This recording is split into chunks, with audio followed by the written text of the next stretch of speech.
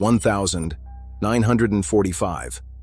World War II had finally come to an end, and a wave of celebrations swept across America. The country was looking forward to a future of peace and prosperity. But in the quiet coal mining town of Fayetteville, West Virginia, a storm was gathering that would destroy a family's peace forever. George Sodder, born Giorgio Soddu in Sardinia, was the embodiment of the American dream. He had arrived as an immigrant and built a successful trucking business from nothing. He and his wife Jenny had 10 children. Their home was a place of warmth, laughter, and Italian heritage. In 1945, they seemed to have everything. George was a man of strong convictions. He was hard-working, outspoken, and fiercely protective of his family, but his opinions would soon make him a target. George never hid his disdain for the Italian dictator Benito Mussolini. In a town with a significant Italian population, his anti-fascist views sparked heated debates. In October, an insurance salesman visited. When George refused a policy, the man flew into a rage, shouting that his house would go up in smoke and his children would be destroyed because of his dirty remarks about Mussolini.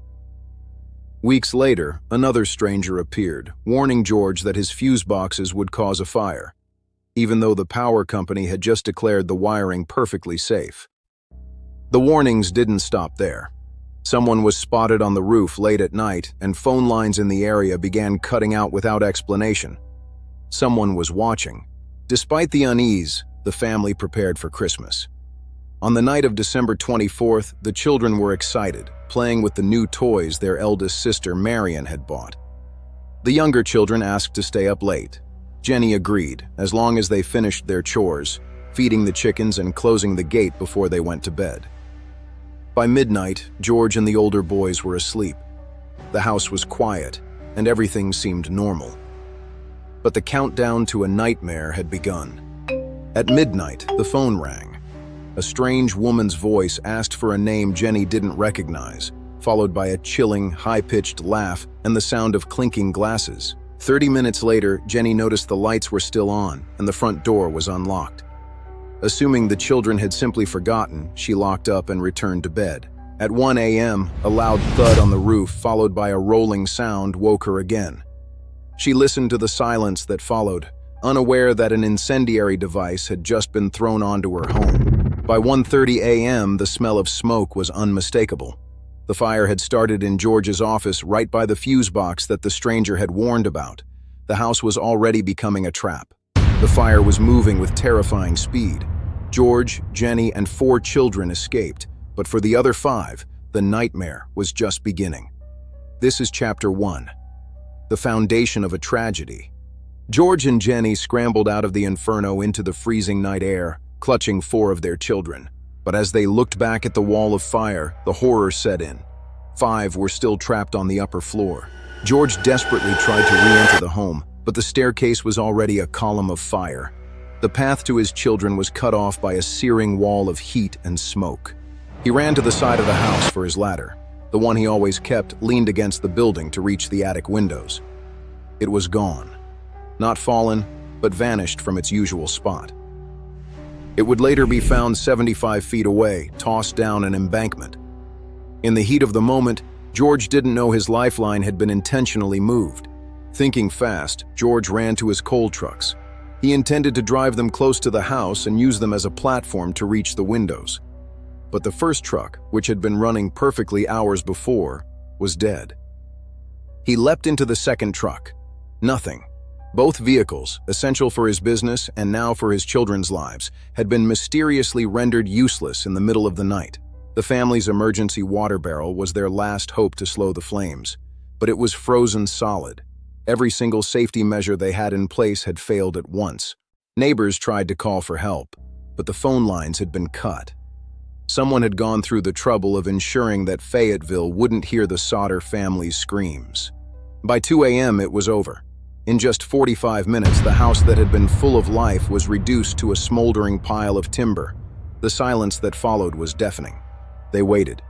For hours, they watched the embers, praying for a miracle.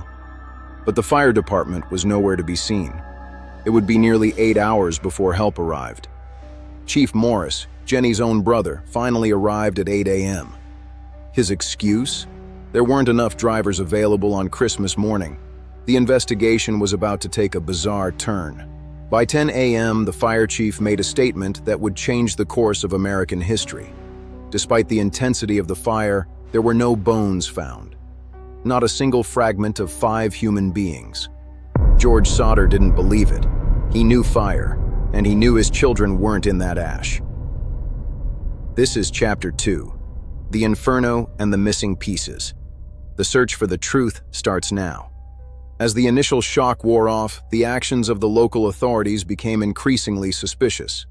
Fire Chief Morris, a man the family should have trusted, was hiding a dark secret in the ashes. Months after the fire, Morris claimed to have found a human heart in the rubble. He presented it to the Sodders, hoping they would finally accept their children were gone and stop their questions. But the deception didn't last. A local funeral director examined the heart and revealed the sickening truth. It was nothing more than a piece of beef liver, never touched by fire. Morris later admitted he planted it to placate the family. Determined to find the truth, the Sodders hired D.C. pathologist Dr. Oscar B. Hunter.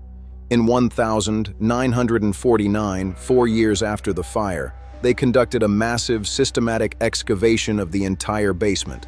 They found small reminders of the children's lives, coins, a dictionary, fragments of toys. These items had survived the fire, proving that the inferno hadn't been intense enough to vaporize everything. Then they found them. 4 pieces of human vertebrae.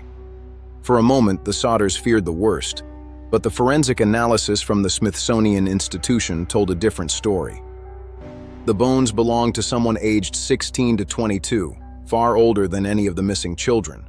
More importantly, they showed absolutely no signs of fire damage. They were fresh bones, likely taken from a local cemetery. The evidence was clear. Someone was planting remains to mislead the investigation. The local authorities wanted the case closed, but their clumsy deceptions only proved George's theory. The children were not in that house. From that moment on, George and Jenny knew they were on their own. They stopped trusting the police and started their own investigation. They were no longer just a mourning family. They were hunters of the truth. If the children didn't die in the fire, where did they go? The answer might lie in the political grudges George had made, and the strangers who were seen in the night. This is Chapter 3, The Planted Evidence and the Hidden Truth. For George and Jenny, every tip was a lifeline. They traveled thousands of miles, following rumors that their children had been taken to orphanages, to Italy, or hidden away in plain sight. One of the most credible leads came from Ida Crutchfield, a Charleston hotel operator. She claimed she saw the 5 children a week after the fire, accompanied by hostile strangers who refused to let her speak to them. The Sodders hired a private investigator to follow a lead in Kentucky. He left for the mission with high hopes, promising answers, but he was never heard from again. He simply vanished, like the children he was hired to find. As the years turned into decades, the leads grew colder, but the Sodders' determination only intensified. They spent their life savings, refusing to let the world forget their 5 missing pieces. Then, in 1968, a letter arrived from Kentucky with no return address. Inside was a photograph of a young man in his 22nd. The resemblance to their missing son, Louis, was undeniable. On the back was a cryptic message: "Louis Sodder, I love Brother Frankie." It was the first sign of life they had received in over 20 years, but it only raised more questions. Who sent it? And where was Louis now? They sent another detective to Kentucky to find the man in the photo. Once again, the investigator never reported back. It was as if a wall of silence surrounded the Sodder children, protecting a secret that refused to be told. To keep the search alive, they erected a massive billboard on Route 16. It became a landmark of Fayetteville, a permanent reminder of a family's grief and a mystery that wouldn't die. George Sodder died in 1969. He passed away without ever knowing what happened to his children on that snowy night in 1945. He died still believing they were out there somewhere. Jenny would continue the search for 20 more years, wearing black in mourning every single day. The mystery was now her entire life. This is Chapter 4, Sightings and the Search for Hope. For the next 40 years, Jenny Sodder became a living monument to her children. She wore black in mourning every single day until her death in 1989, a silent protest against the official story that refused to account for her loss. Fire experts argue that a house fire can, in rare cases, consume human bone, but only if it reaches 2,000 degrees and burns for hours. The Sodder house was gone in just 45 minutes. The math didn't add up. Jenny refused to be silenced by experts. She conducted her own experiments, burning animal bones in her furnace to see if they would disappear.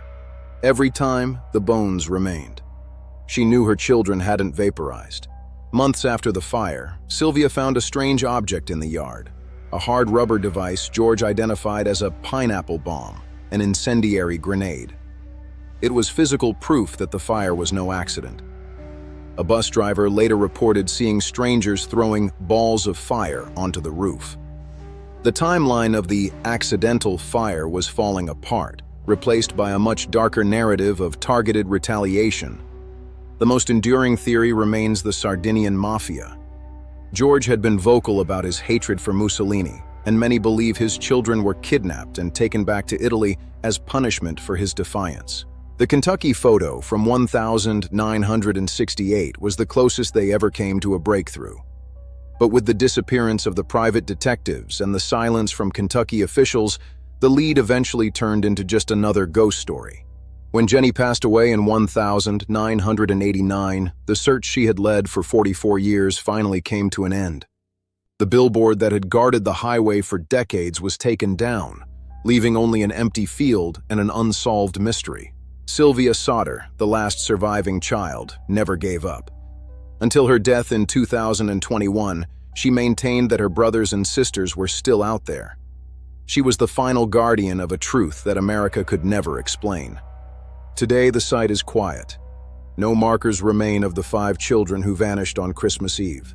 It remains one of the darkest, most baffling cold cases in the history of American crime. Was it the fire? Or did those children survive and live out their lives, never knowing their family was searching for them?